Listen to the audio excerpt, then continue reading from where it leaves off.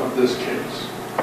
At the time that order was entered, there was no motion to seal any documents or to close any hearings that had been filed by either the state or that the constitutional, statutory, and common law presumptions of openness do or do not attach to any or all of those documents. There has been no finding by the court. The practice adopted by this court is simply backwards and stands the presumption of openness on its head. The presumption in this case is that all filings are sealed until there are coverage by the media of this case. The 4th District in that case reversed Judge Peters, finding that even if the materials are inadmissible, and put defense, quote, more than a potential problem in selecting the jury. 2, the history of publicity related to the case showed media was likely to constantly repeat the inadmissible evidence. And 3, the court was concerned over the possibility that inadmissible evidence would be frequently repeated by the media. However, a speculative concern for how the media will use information should not justify the closure that a substantial probability exists that the defendant's fair trial rights will be impinged. This case is on all 4. You're going to have to get by a microphone somewhere. What if I talk really loud? I'll deal with it. Okay. Or the defense, and while it's true that there was no written motion, there were oral motions made both by our office and the defense attorneys about sealing particular records. So that was the basis for the court. All of them, to this point, contain evidentiary issues that are being decided by this court that are not right for the public at this point. Let's be clear, the trial will be open. At some point, both sides are going to do a discovery response with names of witnesses. That doesn't need to be under seal. But at this point, the motions that we have filed, the rulings of the court, there is no discretion standard. The defendant has an absolute right to a fair trial. The media has an absolute right to report on the trial. But we're not seeking to keep them out of the trial. We're seeking to Talks, well, you know, the court case says you can go ahead and take a change of venue. What problems would a change of venue cause the state's attorney's office in prosecuting this case? Well, let's be clear. If there were to be a change of venue, Which does that apply to? well, for example, it would apply to groups of elected officials. So, for example, the county board would be one that immediately comes to mind. Okay. And it is people doing the public's business, is that right? Correct. Is there procedures or times when a public body doing public could potentially put one or both of the parties at a disadvantage? Isn't that true? I think that would be a fair statement about why the legislature allows it. I think it's also fair to say that would also encompass a breach of the attorney-client privilege.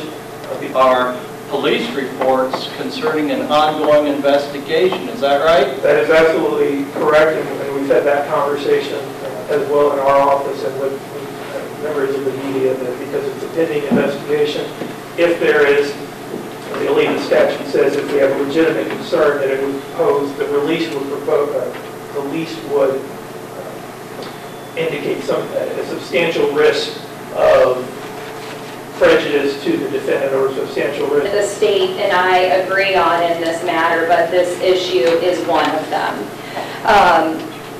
Mr. Jones referenced the Zimmerman case of the experience problem that Mr. Jones was talking about and the way the interveners are wanting to go about this. With respect to the motions that have been filed, there were several motions and evidentiary matters that we took. I know that I had certain reports that I had attached to my report by way of GAL report and conversations and attorney-client privilege.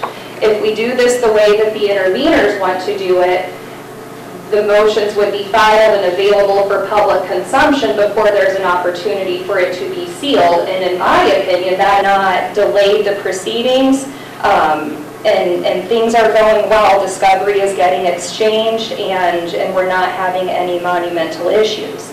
Our biggest concern at this point is monumental efforts have been... Motions in both civil and criminal cases is Bob's affidavit, which is attached to our petition to vacate. And he indicates in that affidavit that he...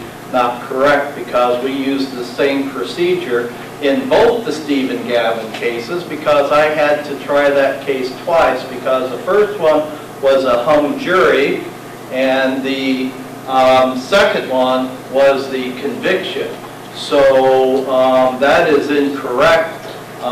We certainly have used that before, and as far as the circuit goes, that was used, and I don't know the case, but Judge Birch tried the Brown County murder case just a few months ago, used the same procedure where he sealed the motions and closed all evidentiary hearings, and so that process was used then too. So that is historically, that's been done over the last 3 years with the murder cases that have been tried. So historically it has been done, because I've done it and Judge Birch has done it, and so that affidavit is incorrect, but you may proceed. Thank you, Your Honor. Is there anything, Mr. Jones or Ms. Schnock, we need to take up prior to that? Yes, Your Honor. Okay. We do have a filing that we filed, a motion that we filed Monday.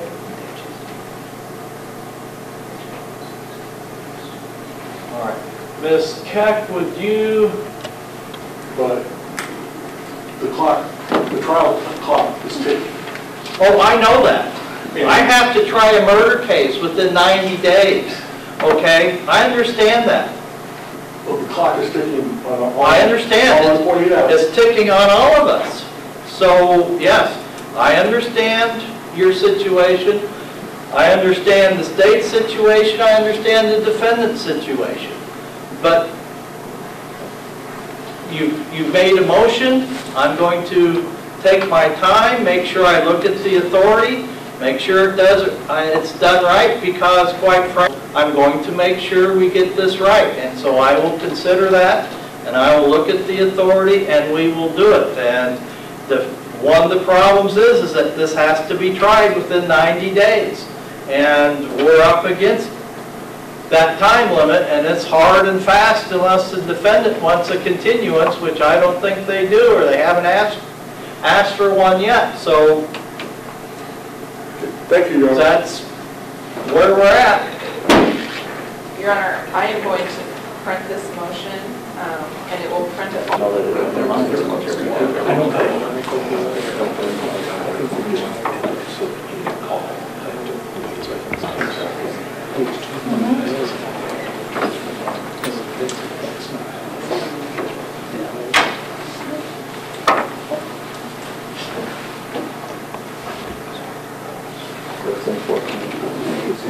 Done a lot of meetings.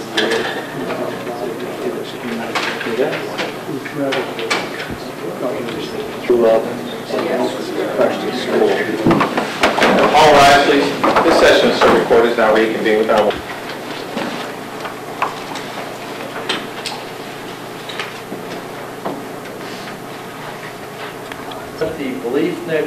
Mr. Bliefnick appears in custody and with counsel. Ms. Casey Schnock, the motion to unseal, and that was filed by Mr. Craven. Are you ready to proceed on your motion? We are, Your Honor. Okay. Muddy River News. Our home, our news.